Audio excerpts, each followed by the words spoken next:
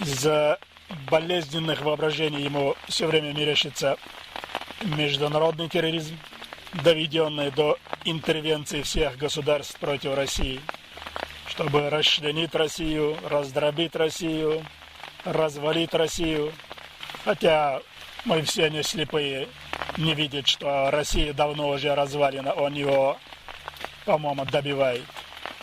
До глубины души нас возмущает слепота и особенно лицемерие некоторых руководителей западных государств и особенно руководства Организации Объединенных Наций. Вот уже 5 лет продолжается заигрывание этих руководителей с руководством России.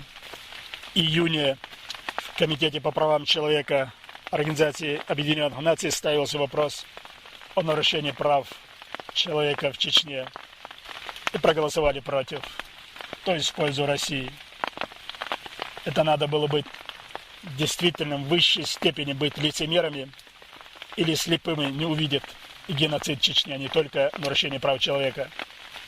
По-моему, для тех руководителей, которые я говорю, западных государств, президент Путин удобная фигура, потому что его в любое время можно уличить в совершении военных преступлений в Чечне и преступлений против человечества. Хотя эти руководители на это сегодня закрывают глаза. Они не могут, не видят, наверное, они не слепые, не видят приход власти этого человека, кто отдавал приказ взорвать собственные дома в Буйнакске, Волгодонске, Москве, что военные преступления в Чечне совершаются по личному указанию президента Российской Федерации, убийство видных политиков, правозащитников России, Ющенкова, Щекочихина, Боровика, Лебедя, Политковской, отравление Политковской. Поэтому, по-моему, тем господам, которые сегодня целуются с Путиным и Шредером, и Шираком, горе-демократам, тоже, по-моему, надо знать, что они тоже несут ответственность. Им безразлична кровь и страдания чеченцев, чеченских детей. У них только интересы, энергоресурсы или региональные интересы. И больше ничего.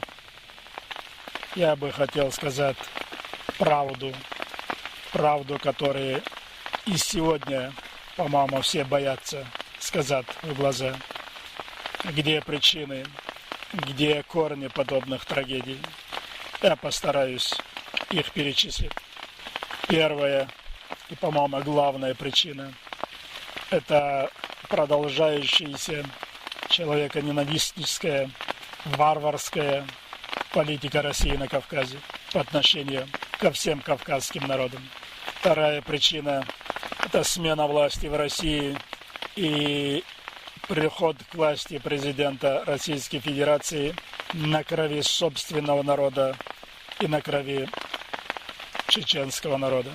Третья причина – это продолжающаяся война в Чечне. Война, которая не имеет аналога по своей жестокости, то есть геноцид над этим народом.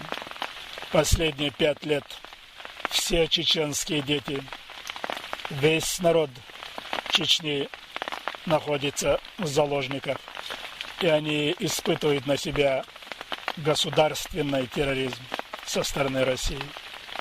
Четвертая причина – это болезненная амбициозность президента Путина, по-моему, доведенная до невменяемости. Кто увидел лицо Путина, когда ему задают вопрос, связанный по Чечне, о чеченцах, по-моему, мне не дадут соврать.